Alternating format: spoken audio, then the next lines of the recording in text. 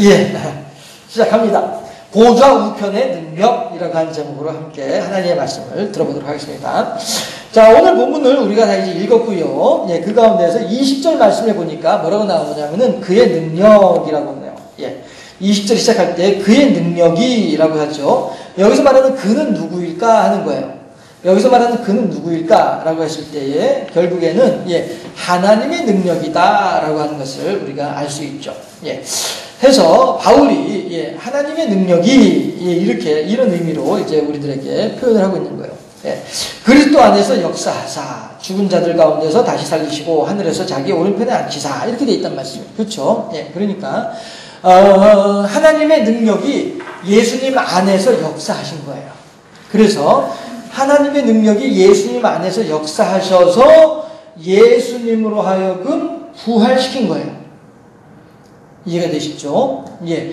하나님의 능력이 예수 그리스도 안에 임하셔서 그래서 그 안에 있는 예수님 안에 있는 하나님의 능력이 예수님으로 하여금 부활할 수 있도록 역사했다.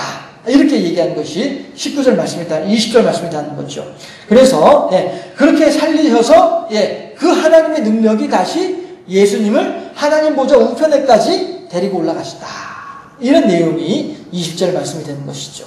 예, 이해가 되시죠? 20절은 예, 하나님의 능력이 예수님을 부활시키셔서 예수님을 보좌 우편으로 올리셨다라고 하는 내용이 20절 말씀이고 20절에서는 예, 그럼 왜 그렇게 했느냐? 왜 하나님께서 예수님을 부활시켜서 왜 하나님께서 예수님을 보좌 우편으로 데리고 올라가셨느냐? 이유가 뭐냐? 라고 했을 때에 첫 번째가 뭐냐면 통치와 권세와 능력과 주권자들이에요. 이 사람들은 다 어떤 사람들이냐면요. 예, 여기 이제 뭐 통치자는 누구를 의미하고 주권자는 무엇을 의미하고 뭐 이렇게 설명할 수도 있겠지만 뭉뚱그려서 예, 그 뭐 각자 다 이렇게 나눠서 생각할 필요 없이 뭉뚱그려서 한꺼번에 생각을 해보자면 이러한 대상들, 통치자들, 권세자들, 능력자들, 주권자들 이런 사람들 다 어떤 사람들이냐면은 예, 우리 성도들로서는 그들을 감당할 수 없는 사람들이에요. 우리 성도들로서는 그들을 이길 수 없는 사람들이에요. 그러니까 에베소 6장에 가서 뭐라고 해요? 너희들은 그들을 이길 수 없어. 그러니까 어떻게 해요? 전신갑주를 입어야 되는 거야 라고 얘기를 한다는 말씀이죠. 예, 그 전신갑주가 바로 성령의 능력이 되는 것이고요. 예, 해서 우리들은 감당할 수 없는 통치자들, 권세자들, 능력자들, 주권자들 이런 사람들이 있는데 이런 존재들을 누가 감당할 수 있는 거예요? 하나님은 감당할 수 있는 거예요. 예수님은 감당할 수 있는 거예요. 왜냐하면 우리는 다 죽음의 권세 아래 놓여 있어요. 예, 죽음의 권세 아래에서 공중권세 잡은 마귀의 권세 아래 우리들은 다 있어요. 예, 그런데 예수님은 죽음을 뚫고 일어나신 분이 예수님이기 때문에 죽음의 권세자를 이기셨단 말씀이에요. 그래서 마귀는 이제 예수님 앞에 가면은 벌벌 매는 거예요. 우리도 왜 어렸을 때에 골목에서 골목 싸움 하다 보면은 예, 내가 누구한테 그전에 막 이렇게 꼼짝꼼짝 하다가 어쩌다 한번 가서 한 대 뻥 때렸는데 애가 코피가 나서 와 울어버렸어. 애들 싸움은 코피 나서 울면 지는 거잖아요. 예, 그래서 내가 이겼단 말이야. 그쵸? 그러면은 지금까지 걔 앞에서 막 쭉 들어가지고 막 기가 죽어있던 애가 어느 날 그냥 갑자기 한 대 뻥 때렸더니면서도 코피 나고 울어가지고 내가 이겼단 말이에요. 그러면 그 다음부터는 그의 앞에 가서 내가 도리어 기가 살아가지고 이것들이 말이라고 쩔쩔하면은 그 아이가 도리어 쩔쩔매잖아요. 그쵸? 이긴 자의 종이 되는 게 진짜란 말씀이에요. 그쵸? 예수님께서 죽음의 권세를 깨뜨리고 일어나셨기 때문에 부활하셨기 때문에 마귀는 예수님 앞에는 이제 깨갱하고서 꼼짝 못하고 진자로서 이긴 자에게 종로를 살 수밖에 없는 게 현재 상황이에요. 그런데 문제는 뭐냐 하면 우리들은 아직 죽음의 권세를 이기지 못했단 말이지. 우리들은요. 죽음의 권세를 이기지 못했어요. 그러니까 우리들이 누구를 의지하냐면은 예수님 뒤에 가서 딱 서 있으면 되는 거예요. 예수님 뒤에 딱 서 있으면은 마귀가 예수님한테 예 하면서 마귀가 예수님에게 복종할 때에 우리들은 예수님 뒤에 딱 갖다 숨어 있으면은 우리들은 결과적으로는 우리에게도 마귀가 복종하는 것과 마찬가지가 된단 말이에요. 우리들 스스로는 마귀를 이길 수 없어요. 그렇지만 마귀를 이기신 예수님이 계시기 때문에 예수님의 뒤에 가 있게 되면 우리들도 결과적으로 마귀를 이기는 게 되는 거란 말이죠. 예수님이 이기시니까 떡국물을 얻어먹는단 말이에요. 떡국물 떨어지는 거. 예, 그 얘기예요. 그래서 우리가 예수를 믿어야 되는 것이죠. 이 세상의 통치자들, 권세자들, 능력자들, 주권자들 우리들은 결코 우리들의 힘으로 이길 수 없어요. 하지만 우리들은 그보다 더 높은 존재가 있어서 그 높은 존재 옆에 있으면 우리도 높아지는 거란 말씀이에요. 제가 우리 이제 학교 선배, 그때 이제 전도사 시절에 학교 선배 전도사님이 그 얘기를 하는 거예요. 자기가 그때 섬기던 교회 담임 목사님이 그 지역 사회에서 좀 이렇게 좀 존경받는 높은 위치에 있는 그런 목사님이었었어요. 그런데 그 목사님이 늘 이제 그 경찰서장이니 뭐 시의회 의장이니 뭐 이런 사람들 만나러 갈 때에는 꼭 이 전도사님을 데려가는 거야. 그러고서 이제 그 목사님이 전도사님 이리 와 여기 앉아. 이래가지고 자기 옆에 앉히는 거예요. 이러니까 경찰서장도 시의회 의장도 뭐 누구도 다 그냥 목사님이 와서 앉아라고 하니까 아니 네가 거기 왜 앉아 이렇게 말을 못하는 거예요. 그 전도사님이 개인적으로 경찰서장 만나러 가면은 경찰서장이 만나주겠어요 어디? 그런데 그 목사님 옆에 바짝 딱 붙어 있으니까 경찰서장도 아이고 전도사님 이러더라 이거예요.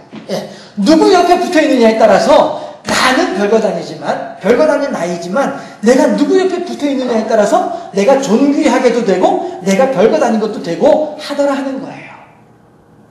누구 옆에 붙어 있어야 돼요? 우리들이 누구 옆에 붙어 있어야 돼요? 예수님 옆에. 예수님 옆에 붙어 있으면 우리들은 아무 문제 없는 거예요.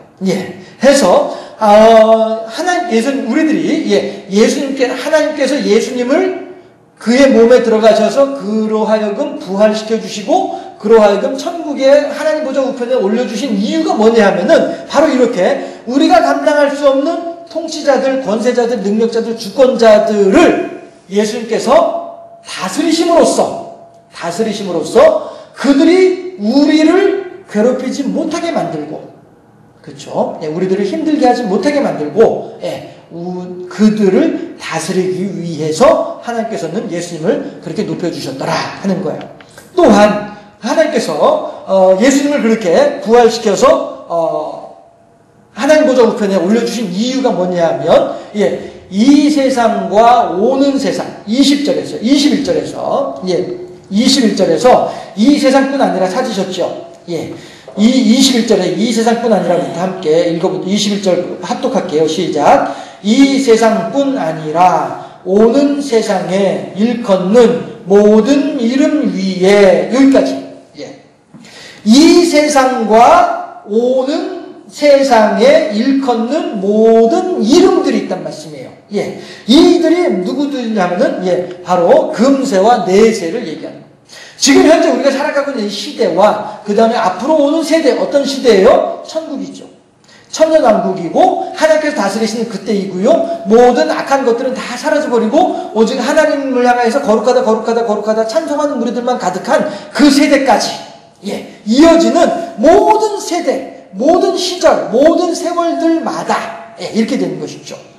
해서 그 모든 이름들 위에 마지막에 뭐냐면은 뛰어나게 하시고 하나님께서요 예수님을 보좌 우편에 앉히신 이유는요 21절에서 통치자들, 권세자들, 능력자들, 주권자들보다 뛰어나게 하시고 그 다음에 이 세상과 오는 세상에 일컬어진 모든 이름들보다 뛰어나게 하시고 예수님은요 우리가 흔히 솔로몬에 대해서 그렇게 얘기를 하죠. 솔로몬의 영화가 이전의 어떤 왕들보다 이후의 어떤 왕들보다 솔로몬의 영화가 가장 높았더라 라고 얘기를 하잖아요. 그렇죠? 그런 것처럼 이스라엘의 역사 속에서 다윗이 이룩한 대제국이 그 이전의 어떠한 이스라엘의 왕들보다 그 이후의 어떠한 이스라엘의 왕들보다 다윗이 이룬 제국이 가장 넓었더라 라고 얘기를 한단 말씀이에요. 이런 것처럼 이 세상에 예수님 이전에 어떠한 사람들보다 예수님 이후에 어떠한 사람들보다 예수님만큼 위대한 일을 한 사람은 없다라고 하는 걸 얘기하는 거예요. 이게 바로 이 세상과 오는 세상의 모든 일컬어진 이름들 위에 뛰어나게 한다라고 하는 말의 의미가 그 얘기예요. 하나님은 예수님을 이렇게 만들고 싶은 거예요. 하나님은 예수님으로 하여금 이렇게 사람들에게 인정받게 하고 싶은 거예요. 어떻게요? 그 통치자와 권세자와 능력자들과 주권자들, 그 모든 힘이 있다라고 하는 사람들보다도 가장 힘이 있고, 이 세상에 혹은 저 세상에 어느 세상이든지 간에 똑똑하다라고 하는 사람보다도 가장 똑똑하게 하시고, 능력 있다는 사람들보다도 가장 능력 있게 하시고, 이 세상 사람들을 위해서 희생했다라고 하는 사람들보다도 어느 누구보다도 더 크게 희생하셨던 분, 그분이 누구라고요? 예수님이란 말이에요.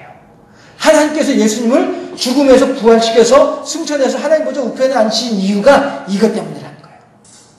이 세상에 힘 있다고 자랑하는 사람들이 있으면 나와봐라. 예수님만큼 힘이 있어봤냐? 이 세상에 착하다고 자랑하는 사람이 있으면 나와봐라. 예수님만큼 착하냐? 이 세상에 훌륭하다라고 생각하는 사람들 다 나와봐라. 예수님보다 훌륭하냐? 너희들이 아무리 뭐 나름대로 너희들 분야에서 기라성 같고 너희들 분야에서 길고 난다라는 할지언정 예수님만큼은 못하지 않냐? 이거 아니야. 이걸 지금 하나님께서는 사람들에게 알려주고 싶은 거예요. 바울이 지금 우리들에게 하고 싶은 이야기가 이 이야기란 말이에요. 주 예수보다 더 귀한 것은 없네. 예수 밖에는 없네. 이 신앙 고백을 우리들에게 원하시는 거란 말씀이죠. 그래서 하나님께서 예수님을 이렇게 하나님 보좌 우편에 앉혀주셨는데, 자, 그런데 있잖아요. 22절 한번 보실까요? 예. 22절 보니까 22절 한번 합독해 보렵니다. 시작. 또 만물을 그의 발 아래에 복종하게 하시고 그를 만물 위에 교회의 머리로 삼으셨느니라. 아멘. 예. 이게 무슨 얘기예요? 만물을 그의 발 아래 복종하게 하시고 그를 만물 위에 교회 머리 삼았다. 라고 하는데, 예. 만물의 통치자.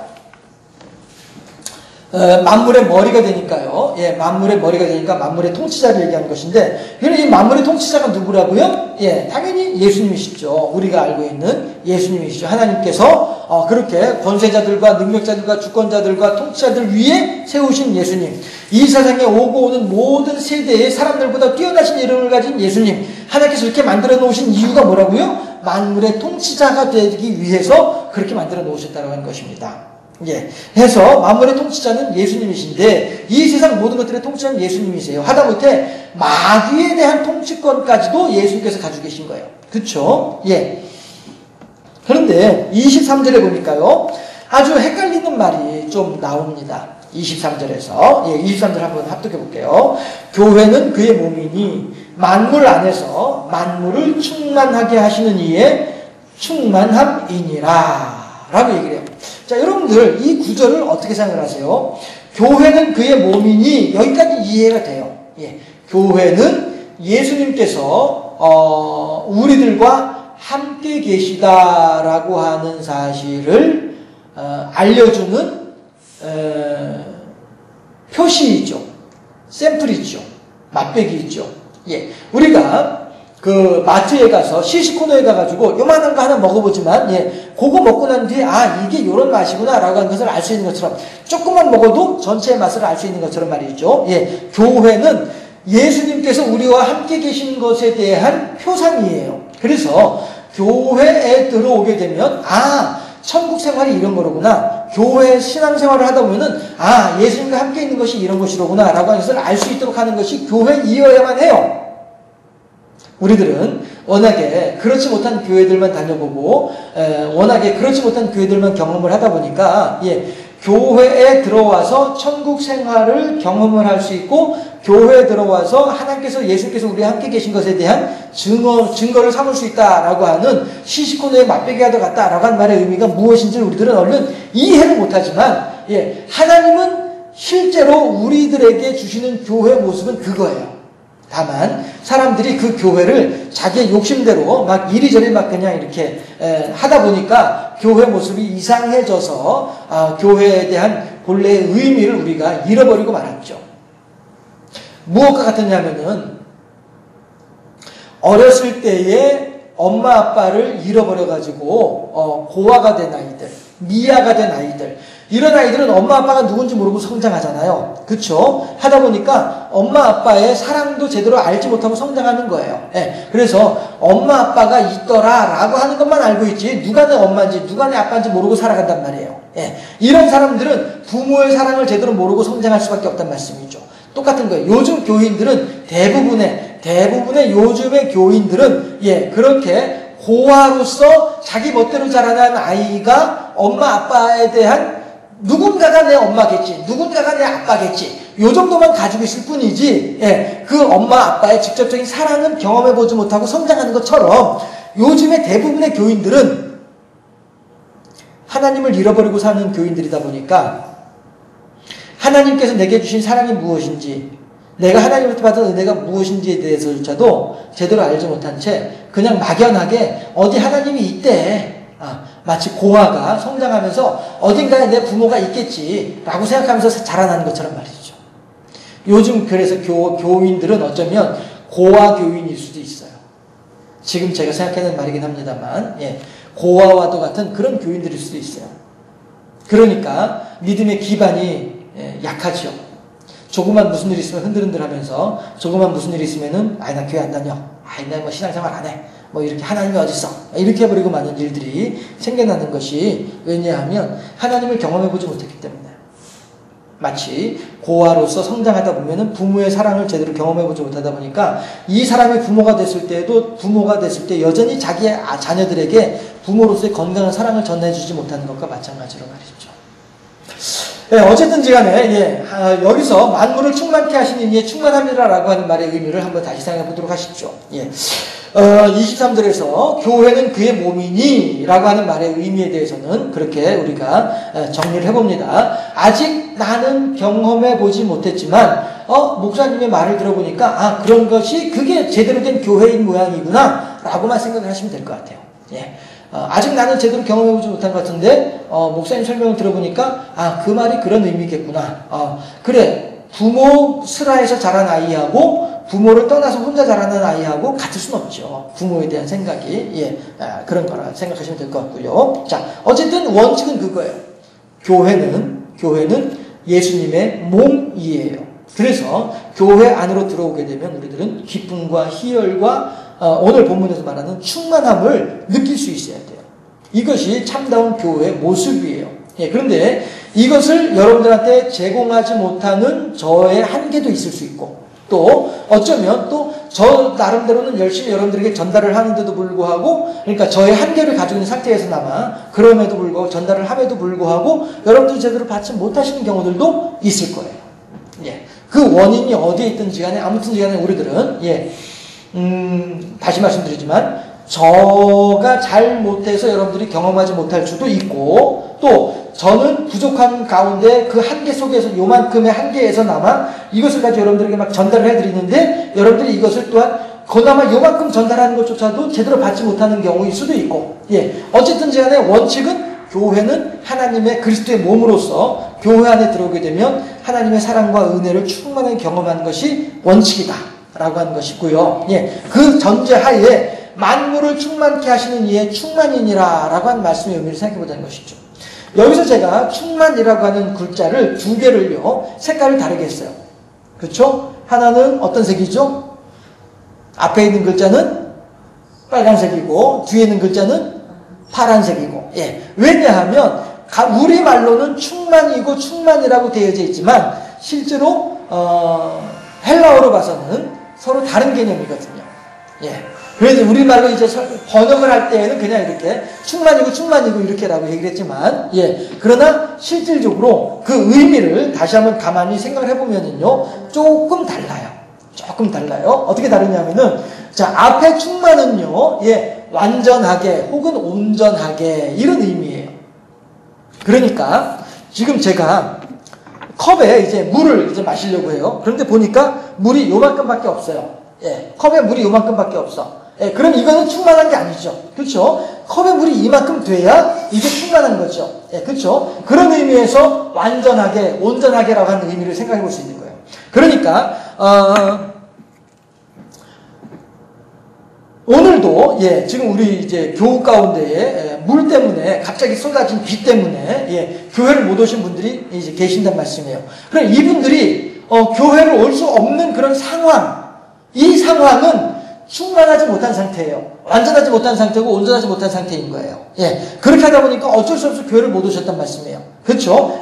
그러한 부족한 상태, 아직 덜 완성된 상태, 이런 상태를 만물을 충만케 하시는 이러한 부족한 상태를 완전하게 하시는 이란 의미예요.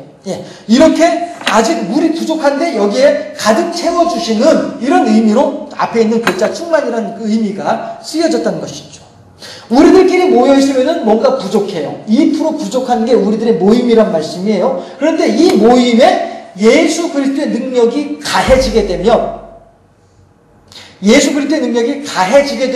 그것에 비로소 충만케 되는 거예요. 완전하게 되는 거죠. 온전하게 되는 거예요. 무슨 말씀인지 아시겠어요? 지금 우리들끼리 있으면 부족해요. 우리들끼리 있으면 뭔가 좀 덜 채워져 있어요. 그런데 여기에 예수님의 사랑이 딱 들어오게 되면 이제 온전해지게 되는 거죠. 완전하지 못한 거죠. 만물을 충만케 해야만 할 필요가 생긴 거예요. 지금 부족하니까. 지금 컵에 물이 별로 없으니까 이 컵에 물을 가득 채워야 될 상황이 생긴 거예요. 그래서 만물을 충만케 하시는 이의 충만이라고 하는 것이 풍성하게 넘쳐나게 하시는 분이 하나님이란 말이에요.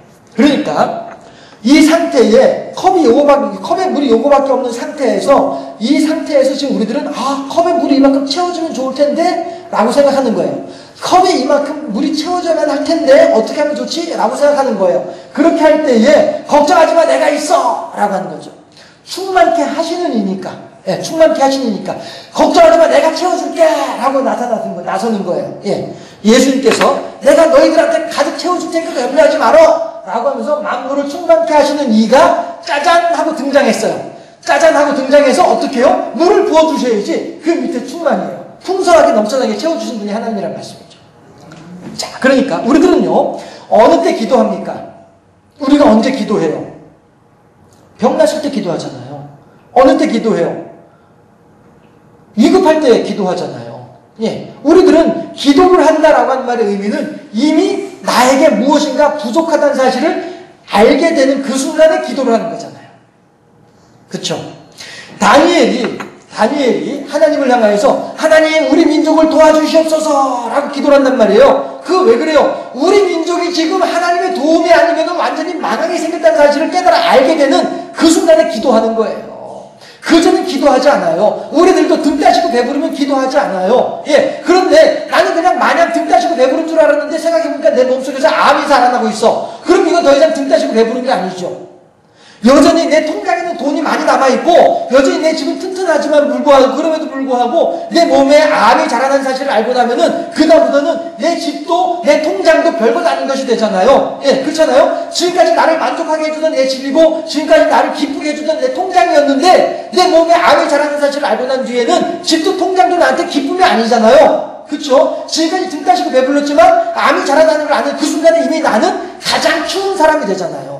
그러니까 어떻게 해요? 내 추운 상황 속에서 하나님 도와주세요 라고 하면서 하나님께 기도할 수밖에 없는 거죠. 그렇죠? 다니엘이 기도하는 그 순간은 만물을 충만케 하시니까 필요해서 기도를 하는 거예요.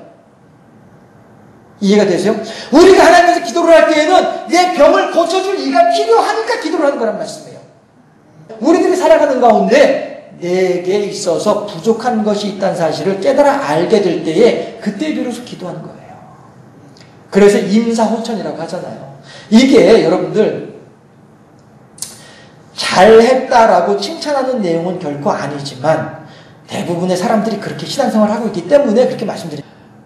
우리들이 만물을 충만케 하시는 이가 필요한 때가 있어요.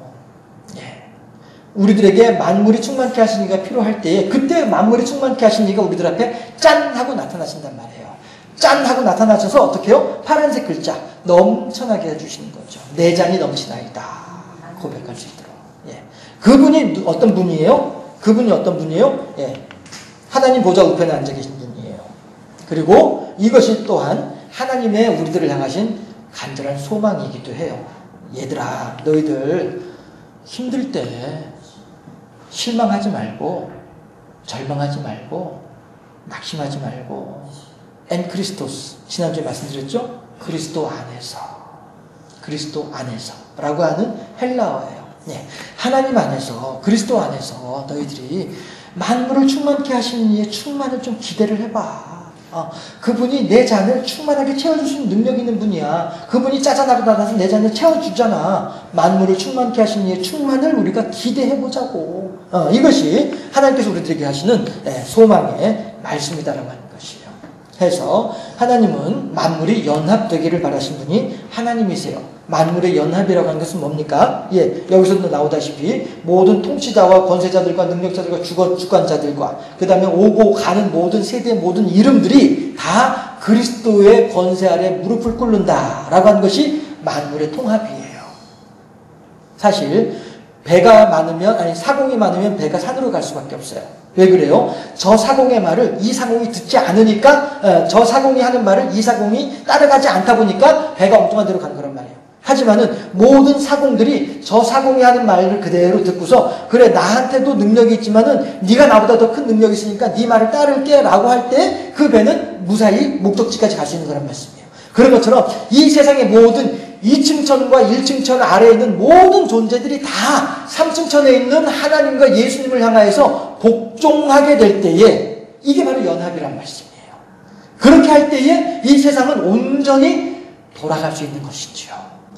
요즘 여러분들 뉴스 보시는 어떤지 모르겠지만은 정부에서도 김동연이라는 사람하고 장하성이라는 사람하고 서로 막 싸우고 있다라고 얘기를 해요. 여러 사람들이 이렇게 얘기를 해요. 그런데 본인들은 싸우지 않고 있다라고 해요. 누구 말이 맞는지는 모르겠습니다만은 중요한 것은 뭐냐면 어쨌든 간에 그 두 사람이 서로 힘을 맞추고 뜻을 맞출 필요는 분명히 있다는 거예요. 그렇게 해야만이 이 나라의 경제 방향이 제대로 갈 수 있지. 김동연이라는 사람이 이렇게 말하고 장하성이라는 사람이 저렇게 말해버리면은 서로 그냥 제 갈 길로 가버리면은 배는 산으로 갈 수밖에 없는 거예요. 이거는 연합이 아니에요. 이건 하나님의 뜻이 아니에요. 만물의 통합이 아니란 말이에요. 대통령은 장하성이라는 사람과 김동연이라는 사람 그 자리에 앉혀놓은 것은 두 사람이 서로 연합해가지고 두 사람이 서로 화합해가지고 무엇인가 하나의 작품을 만들어내기를 바라는 마음에서 대통령은 그 두 사람을 그 자리에 앉혔단 말씀이에요. 이게 바로 하나님의 소망이란 말씀이죠. 이 세상의 모든 만물들이 다 그리스도 이름 안에 연합이 되어지고 그리스도 앞에 통치에 순종하면서 모든 것이 연합되어지는 만물의 연합, 만물의 통합을 하나님께서 원하시는 거예요. 그렇게 할 때 비로소 공중권세 잡은 자의 권세는 물러나게 될 것이고 하나님의 영광만이 온전하게 드러나게 될 것이죠. 그날을 소망하면서 오늘 하루를 우리가 살아야 되겠다는 것이죠. 결국 그러면 나부터가 그러면 우리들 주변의 통합을 이루어야만 하겠죠. 우리들 주변의 통합을. 그럴 때에 어떤 통합을 이루어야 되겠어요? 나 중심의 통합인가요? 아니죠. 그러면 또 다른 한 명의 사공이 생겨나는 것밖에 안 되는 거예요. 우리가 통합을 이룰 때에 나 중심의 통합이 아니라 그리스도 중심의 통합을 이룰 수 있어야죠. 하나님 중심의 통합, 교회 중심의 통합을 이룰 수 있어야죠. 그렇게 할 때에 그 통합이 온전한 방향으로 하나님께 영광이 될 수 있다는 것입니다. 우리들은 연합을 해야 돼요. 그리스도 중심의 연합, 하나님 중심의 연합, 그리스도의 몸된 교회 중심의 연합, 이러한 연합을 이룸으로 말미암아 우리들이 하나님 중심의 여호와 제일주의 신앙으로 우리가 아름답게 세워져서 하나님을 기쁘시게 하고 많은 사람들과 더불어서 하늘의 충만한 복을 누리는 복된 엔크리스토스, 그리스도 안에서 하나님께서 예수께서 다스리시는 세대 속에서. 그랬잖아요. 제가 예수님 뒤에만 딱 숨어 있으면은 마귀가 결과적으로 나한테 복종하는 결과가 된다니까요. 엔크리스토스. 우리가 그리스도 안에만 들어있으면은 마귀도 내 앞에 꼼짝 못하게 되는 결과가 되는 거예요. 그러나 우리가 엔크리스토스가 아니라 그리스도 바깥에 우리가 나와 있게 되면은 에크크리스토스가 되겠죠. 그리스도 밖에 나와 있게 되면 우리들은 별거 아니게 되는 거예요. 그리스도 안에 있을 때 우리가 마귀를 이길 수 있다는 것이죠. 만물의 연합을 이루면서 하나님의 소망을 따라서 복되고 아름다운 삶을 살아가는 우리 모두가 되어질 수 있고, 또 하나님께 영광이요 많은 사람들이 은혜를 끼치는 능력의 사람으로 살아가는 우리 모두가 될 수 있기를 주님의 이름으로 축원합니다. 기도하겠습니다.